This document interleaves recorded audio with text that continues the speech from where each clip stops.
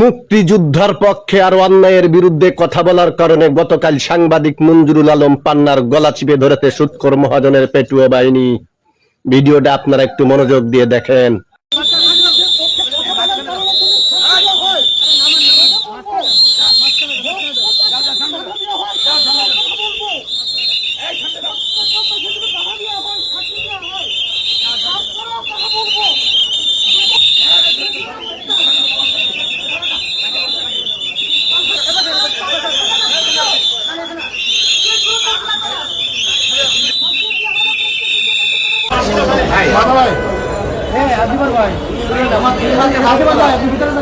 আমাকে bullet proof jacket পরিয়েছে, আমি শীর্ষ সন্ত্রাসী নাকি? হ্যাঁ,